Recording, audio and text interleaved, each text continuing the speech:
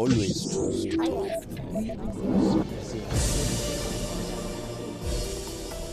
The world is on fire. That's how Tom Fletcher, the UN's new top humanitarian official, describes it.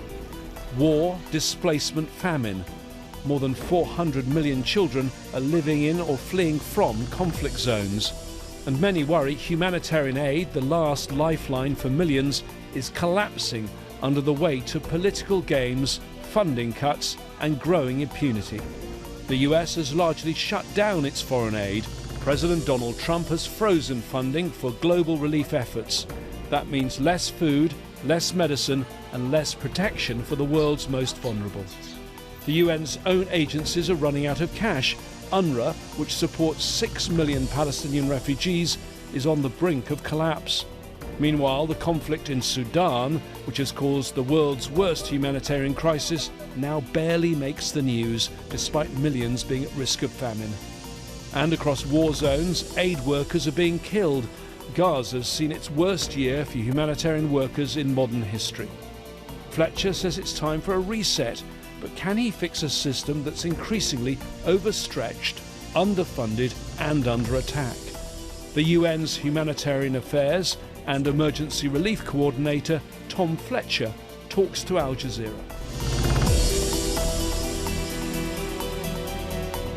Tom Fletcher, Under-Secretary General and Emergency Relief Coordinator for the United Nations. Thank you for talking to Al Jazeera. Let's start with that job. You coordinate all the aid efforts of the UN around the world. You've said the world is on fire. Explain to me how bad it is for the most vulnerable people on the planet. It's very bad. It's very bad and it's getting worse. So over 300 million people right now are in dire need. And it's this perfect storm between the climate crisis, between growing poverty and inequality, and then these conflicts which are going on for longer and which are more ferocious, more intense, that are driving those numbers up. And I looked at some of the figures, I mean, staggering figures involving children. This was on your website. 400 million living or fleeing from conflict zones right now. It's extraordinary because we've got worse at turning off wars as the world. We used to be better at doing the peace building that would actually end these wars and allow us to get the humanitarian support in. And as a result, we're the ambulance that goes towards these crises to try and support those 400 million kids. But we're also increasingly being asked to put out the fire as well. But this is at a time when there's not much water in the tank. And there's less and less water in the tank because we're also underfunded, we're overstretched, and we're literally, as humanitarians, under attack. You know, these numbers that you cited, they're just so huge. They're almost overwhelming for people. They can't quite take them in. Whereas if you saw someone dying on the next door street, you'd respond. But when you hear about 400 million kids needing work, needing support, it's just too big a number to compute. But it's my job and my team's job to try and get that message through and ultimately to try and get the support that we need. You talk about your job, another of your titles. You chair something called the Interagency Standing Committee, the IASC. The UN loves its acronyms. That's all the UN agencies and all the other humanitarian partners around the world. And you, after your recent meeting, wrote this: the post-war international system faces the greatest test since its creation. The humanitarian community confronts a massive funding, morale and legitimacy crisis. How much of that is Trump? It's a much bigger challenge than one election. This is about us having lost the argument with many in our populations for international solidarity, for the need that the international system is the place to respond to these crises that you and I have described. But a large part of it is the US election and the new US government, because the US government was the largest aid donor in the world, accounting for more than 40% of all the humanitarian aid that was tracked by the UN last year. And now, it seems, all of that's on hold. There are some waivers, but they don't seem to be able to actually put those into practice. How difficult is that?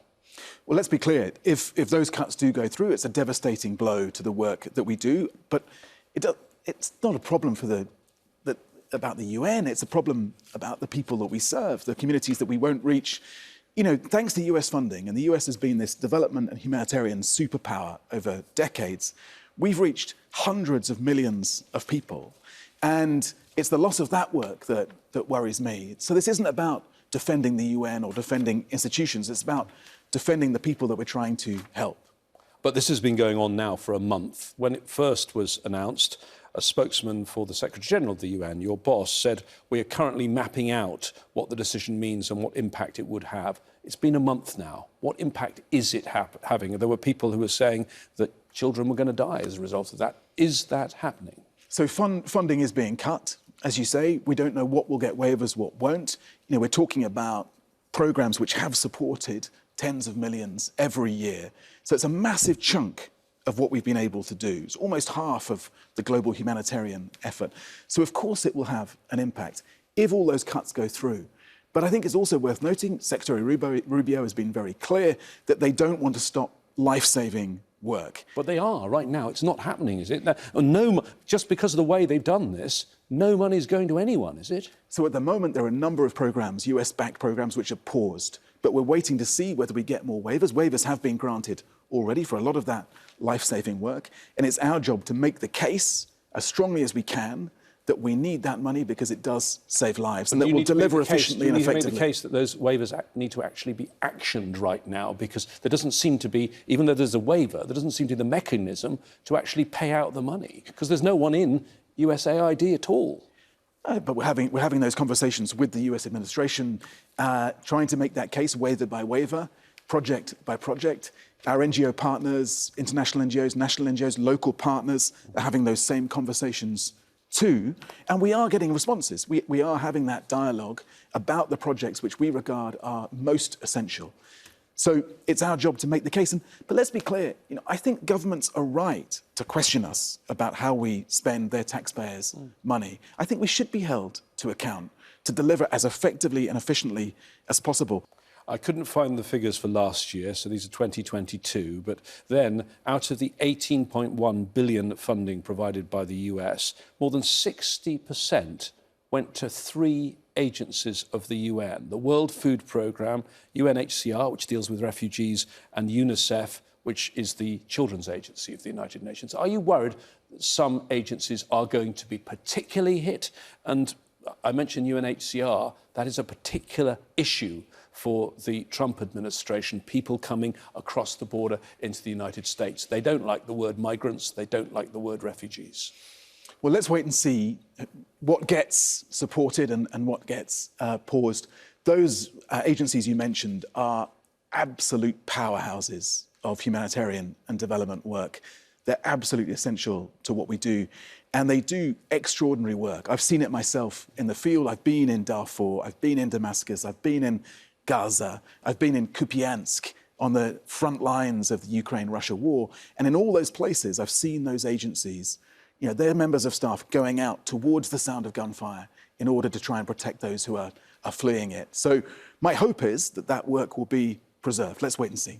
Of course, the work of international aid given by governments is not just given for any old reason. There's a soft power reason for it. But the words of the executive order that came from the US on January the 20th, it's the policy of the United States that no further US foreign assistance shall be disbursed in a manner that's not fully aligned with the foreign policy of the President of the United States. Does that worry you? Countries and people who are in some ways not friendly with the US, they won't get any help whatsoever. Again, let's wait and see. I'm not here to be a spokesperson for the US government, but I know... But the impact is your job. The impact is my job. And obviously for us, the more that aid isn't tied to political and security objectives, the more we can focus it on humanitarian action, on finding the people who most need help wherever they are, and without politics getting in the way. But the US is not the only government to be saying we want to see our aid spent in a way that aligns with our national objectives. It's my job to show that life-saving work does do that, that if you don't put out these fires over there, they'll come towards you, that actually if the world becomes less safe, it becomes less safe for everyone, and that you show leadership by engaging with that world and not by retreating from it. The trouble is, these people are only listening to their media in their own country. They're not probably hearing you. And this America First argument is an argument that's going on, as you say, in other countries. We have our own poor, we have our own needy. The old phrase, charity begins at home. which is why we've got to get out there and make that case for international solidarity, to make the case that actually, if you do not deal with these challenges, that you face problems like insecurity, more terrorism, more poverty, risk of pandemics, more risks of economic crashes. This perfect storm doesn't stop at a border. It doesn't stop because you build a wall. You've got to find those global solutions. And ultimately, the UN isn't perfect. And I'm not here to make the case that the UN doesn't have its flaws. But it's the best idea we've yet had for global coexistence. And we've got to make it work. The other argument you hear, and Elon Musk has been making this argument about USAID, but you hear it in other countries as well, is that foreign aid funds corruption. How do you counter that? So one of my jobs is to review the corruption and the cases that do come to us. And every week I will see those cases and we take incredibly robust action to stop them occurring. But these are a tiny, tiny drop in the ocean compared to the billions that are spent every year feeding the hungry, healing the sick, and getting shelter to those who are currently out there in those wintry conditions with nothing at all. And part of my job, and it's a big responsibility, is that I'm out there in Darfur and Damascus and Gaza and Kupiansk. And so I hear those stories and I can see the impact that aid is having, and I can tell you it's getting through. Another thing you said in this statement after your meeting of the IASC, that's getting a lot of mentions on this programme. It's never been mentioned as often. But I do think it's an important statement you made. You say that you now want to try and fill the gap with money coming from the private sector. Well, if it was so easy, why had the UN not tried that in the past? Oh, we have. We have. And the private sector is one of our biggest donors, actually, to the humanitarian effort. Absolutely vital. I was in Davos just 2 or 3 weeks ago talking to many of these companies, including big tech companies, about where they can help us. I think it's about reframe the argument. So it's not just saying, we have a plan, give us some money. It's actually saying, how do we fix these problems together? How do we marshal the creativity and the ingenuity and that problem-solving superpower that the private sector has? But also, more widely, how do we build a movement? This cannot be about the UN, or it cannot be just about the humanitarian sector, the NGOs, the institutions that have run so much humanitarian work in the last few decades. I believe there's a movement out there of billions of people who haven't lost that ability to care for those who are in direst need across the planet. We've just got to find them. You're now at about the 100-day mark in this job, and you've been travelling for a lot of that time. In February, you went to Gaza. Now, you're very experienced, well-travelled, a diplomat for your country before you took this job. You've seen damage and poverty and suffering before. Have you ever seen anything like you saw in Gaza? No, never. And you try to prepare yourself for a visit like that. You talk to people who've been, but nothing can prepare you for that. I feared the worst, and it was much worse than I'd anticipated. I'd been in southern Israel, I'd been to Nir Oz, one of the kibbutz that was attacked on October the 7th. A quarter of people there were taken hostage or killed. And then I drove across the border from southern Israel into northern Gaza through the Eretz checkpoint. And it's just wasteland for miles and miles and miles. People are talking about a resumption of the conflict. There's nothing left to bomb there. My staff, who stayed all the way through this conflict, had to use GPS to find where their homes were because there were no landmarks to navigate by. You see people pulling bodies from the rubble. You see animals going through the rubble looking for corpses. It's a horror show. It's a complete horror show. As you get into the south of Gaza, you see life coming back a bit more. But certainly the north of Gaza, it's utter, utter devastation. And yet, everyone I met said, we're determined to stay, give us a tent, give us some fuel, we'll rebuild our lives. President Trump, of course, has his plan where he says he wants to remove the people of Gaza. The UN's been very clear that it does not agree with that. The Secretary-General said it would amount to ethnic cleansing. But does Trump have a point with regard to the conditions in Gaza? He says it's unlivable. It's not possible for people to stay there. What's your view in that? Can people stay in place while Gaza is rebuilt?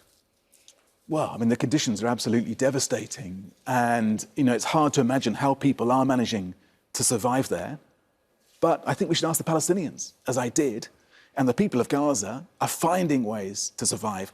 They've survived months and months of this devastating conflict, and now they're surviving in the conditions they're in. And what they're saying to us is, give us the tents. And they're going back to the rubble of their houses. They're clearing away the unexploded ordnance, they're clearing out the corpses, and they're putting the tents back on the ruins of their houses and trying to live there. So President Trump is right that the conditions are horrific for human life. But amidst that despair, people are trying to rebuild their lives. And as the head of the UN's humanitarian operations, coordinating all of them, you think it is possible to rebuild it with the people in place? Yes, absolutely. Now, it will be difficult. It will take years. Just clearing the rubble alone will take years. But, we can't be a society that can understand how to devastate a country in that way and can't understand how to rebuild it. I cannot believe it is beyond the ingenuity and the power of humanity to rebuild Gaza for the citizens of Gaza.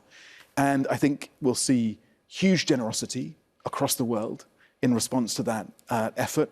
We're hearing it from much of the region already.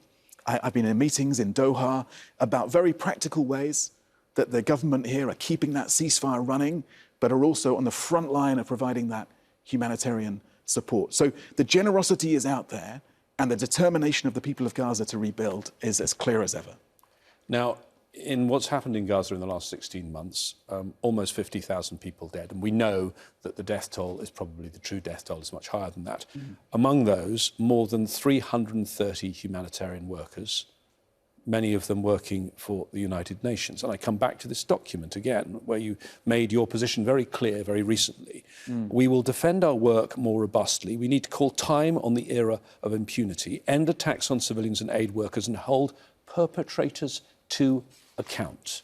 So how are you going to hold the perpetrators who killed those 330 or more than 330 humanitarian workers to account? There's already an investigation by the International Criminal Court. They already have an arrest warrant against Prime Minister Benjamin Netanyahu. Would you appeal to the prosecutor of the court to start investigating those deaths? So the prosecutors are, those are questions now that rest with the lawyers, and ultimately will also rest with historians. But you were one of the most important officials of the UN that employed these people, has a duty of care for them and their families. I mean, if you're the employer and someone has been killed, do you not ask then the prosecutor to get involved and get to the bottom of it? I'm not saying that you do bring arrest warrants, but you investigate.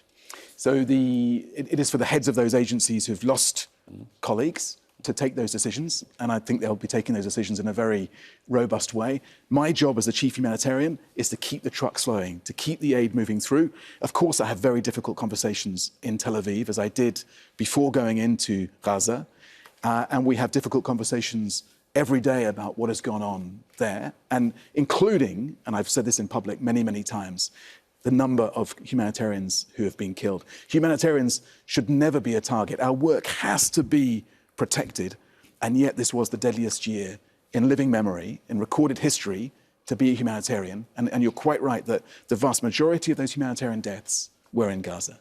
And we don't know much about most of those cases. The one we know most about is the one, and I think this is quite telling in itself, that involved international aid workers, those from the World Central Kitchen. 7 of them died in April last year when they were attacked by drones repeatedly. I mean, it's very clear, isn't it, that that was a deliberate attack and a reckless attack by the Israeli military. That's now a question for the lawyers to decide, and as I say, ultimately for historians to take a judgment on. I'll just be I'll carry on. Surely it's not for history. Justice is not something to be left for history. No, it's both, actually. I think it would be both. If the lawyers cannot find a way to reach conclusions on this, then I think historians will reach those conclusions. Let's see. My job is to be completely independent, completely neutral, completely principled, and focused just on saving the lives of as many survivors as possible, and not to do anything or say anything that gets in the way of that. And is part of that you want to keep communications open with the Israeli government, because they won't speak to your boss, Antonio Guterres, the Secretary General. They've said they don't want to have anything to do with him. I've been in very good meetings between the Israelis and the Secretary General. We have very constructive, open dialogue. It's a robust dialogue. He's not allowed to go to Israel, is he? I don't know whether he's tried to go to Israel recently. I was welcomed on his behalf just a few weeks ago. I had meetings, I spoke to the president, I had meetings with the National Security Council, with the Israeli military, with the Israeli foreign ministry.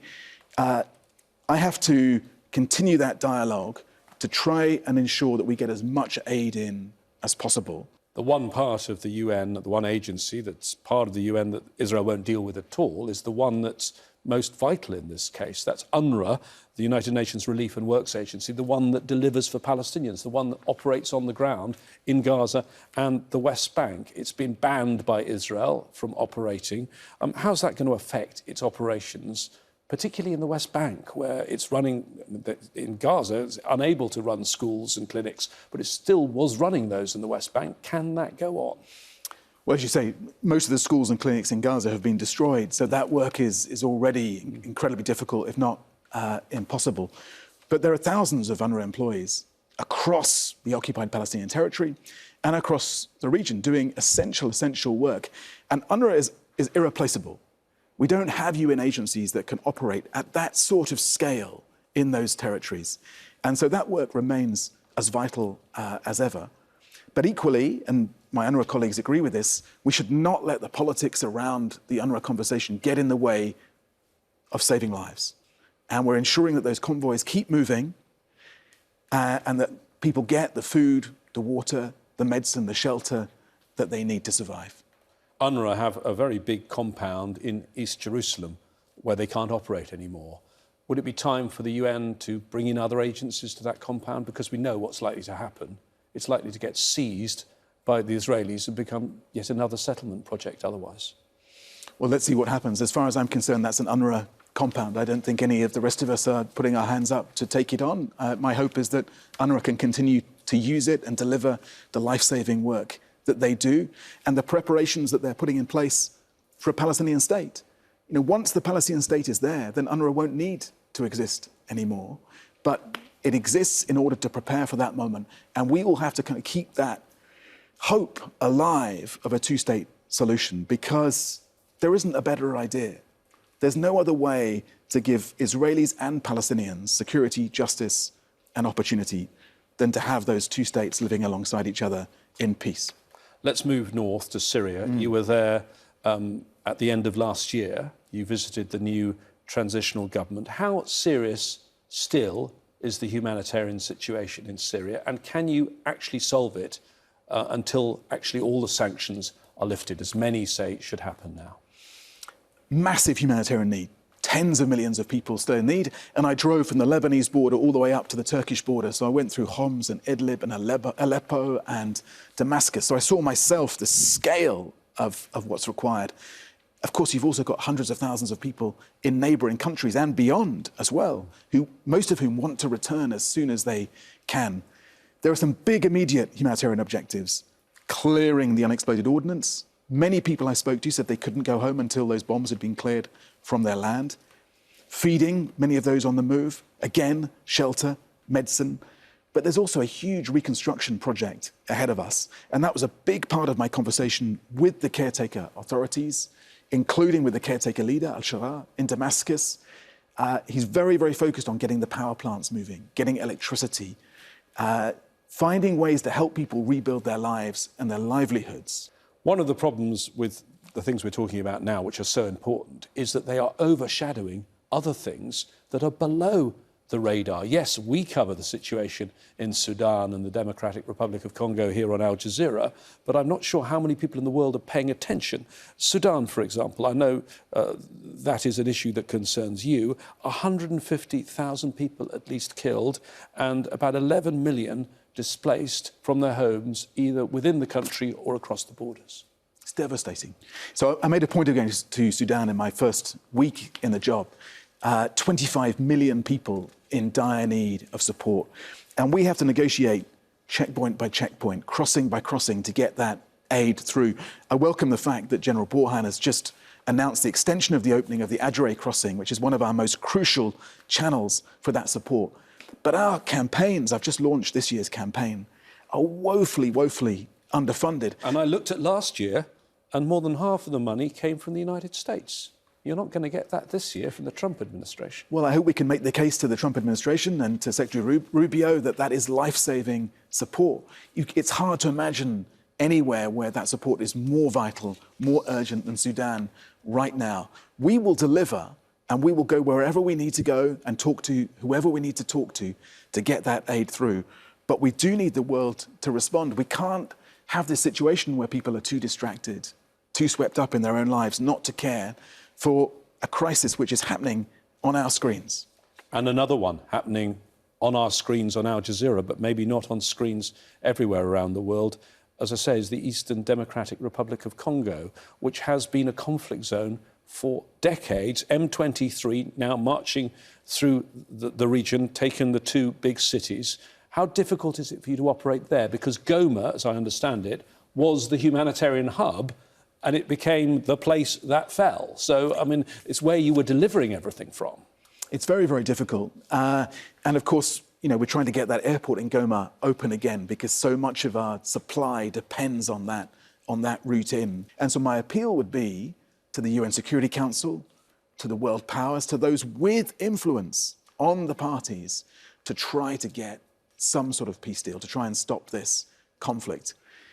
You know, it's a forlorn hope. But in the meantime, we will continue to deliver the aid that has to get in. All the while, though, the stories are quite horrific. Someone I've had the privilege to interview on Al Jazeera in depth in the past, Dr. Denis Mukwege, who won the Nobel Peace Prize and runs a hospital in DRC, said, "I'm a Congolese doctor. For 30 years, I've repaired the bodies of women brutalized by this war. Today, I'm treating the grandchildren of my early patients."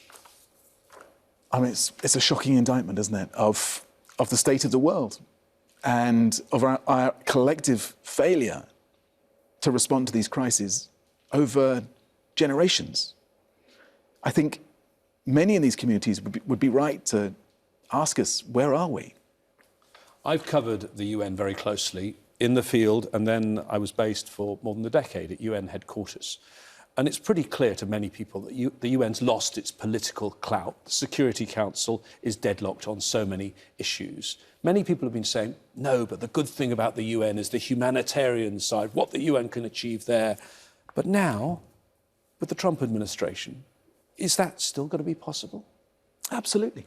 I haven't given up on this mission at all. The mission is still the right one. The needs are still out there. They've not gone away just because of one election or a few elections, actually. We've got to get better at delivery, and we've got to find new allies. We've got to find new sources of funding. But there's a whole world out there. And as I say, billions of people who I think are ready to respond at a human level to these crises that are on their screens, are on Al Jazeera every day. And it's our job to reach them and to make that argument and then to get out there and save as many lives as we can. And that doesn't depend on one government, however big. Under Secretary General Tom Fletcher, thank you for talking to Al Jazeera.